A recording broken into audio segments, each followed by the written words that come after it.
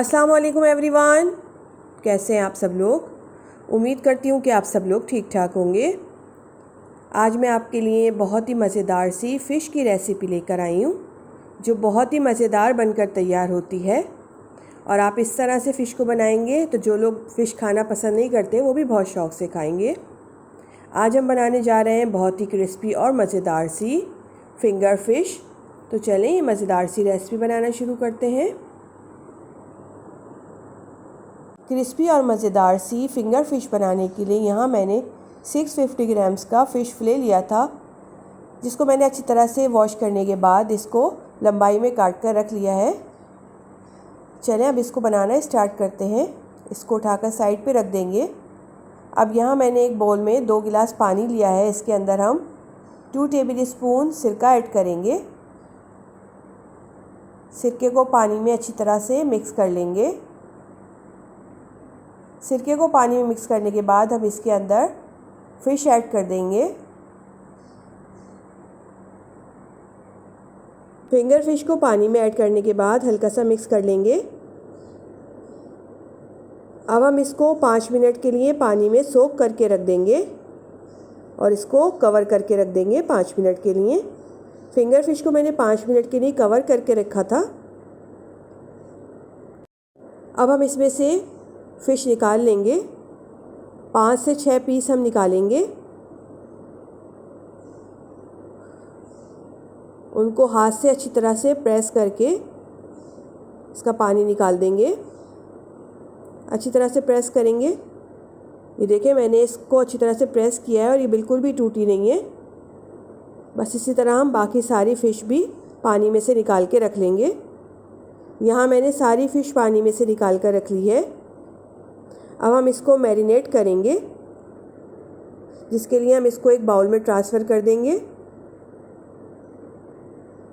यहाँ मैंने सारी फ़िश बाउल में ट्रांसफ़र कर दिया। हम इसको मैरिनेट करेंगे। 1 टीस्पून पिसी हुई काली मिर्च ऐड करेंगे। 1 टीस्पून पिसी हुई लाल मिर्च ऐड करेंगे।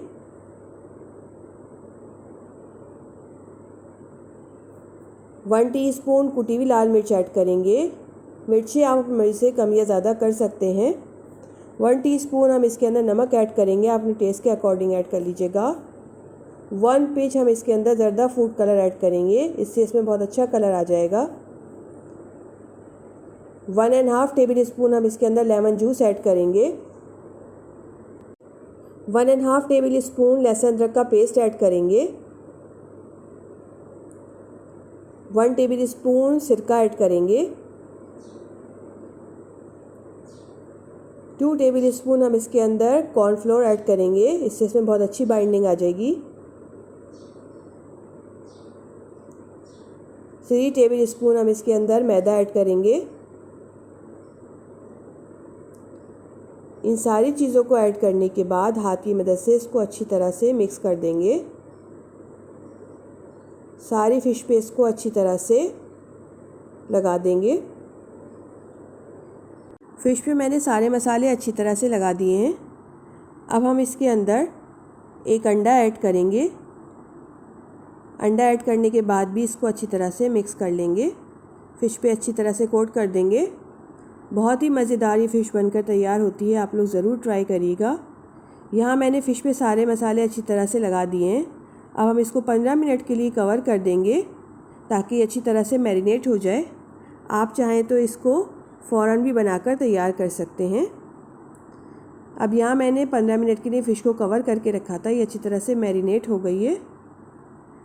अब हम इस पे एक ज़बरदस्ती कोटिंग करेंगे। कोटिंग करने के लिए यहाँ मैंने ब्रेड क्रम्स लिए हैं, इसकी हम इस पे कोटिंग करेंगे। इसको साइड पे रख लेते हैं।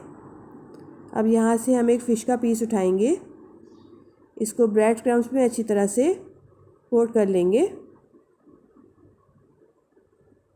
ये देखिए, मैंने फ़िश पे ब्रेड क्रम्स की अच्छी तरह से कोटिंग कर दी है। अब इसी तरह हम बाकी सारी फ़िश पे भी कोटिंग कर लेंगे। यहाँ मैंने सारी फ़िश ब्रेड क्रम्स पे कोट करके रख ली है। चलें अब हम इसको फ्राई कर लेते हैं। अब यहाँ मैंने एक पैन में ऑयल गर्म होने के लिए रख दिया था। ऑयल गर्म हो गया। अब हम इसके अंदर फ़िश ऐड करेंगे। थोड़े फासले से फ़िश ऐड करेंगे, बहुत ज़्यादा ओवर क्राउड नहीं करेंगे। यहाँ मैंने फ़िश ऑयल में ऐड कर दी है। अब हम इसको मीडियम टू लो फ्लेम पे डीप फ्राई करेंगे। अभी हम इसको टच नहीं करेंगे वरना इसकी कोटिंग उतर जाएगी। जब एक तरफ से हल्का सा गोल्डन कलर आ जाएगा तो हम इसको हल्का सा टर्न कर लेंगे। ये देखें फ़िश पे हल्का सा गोल्डन कलर आ गया। हम इसको हल्का सा टर्न कर लेंगे। 7 से 8 मिनट लगते हैं इसको फ्राई होने में। ये देखें फ़िश पे दोनों तरफ से अच्छा सा गोल्डन कलर आ गया है। अब हम इसको निकाल लेंगे। ये देखें कितनी ज़बरदस्त और क्रिस्पी सी फ्राई होकर तैयार हुई हैं। अब इसी तरह हम बाकी सारी फ्राई कर लेंगे। अब मैं आपको एक पीस तोड़कर भी दिखा देती हूँ कि कितना ज़बरदस्त फ्राई हुआ है, अंदर से कितना सॉफ्ट है।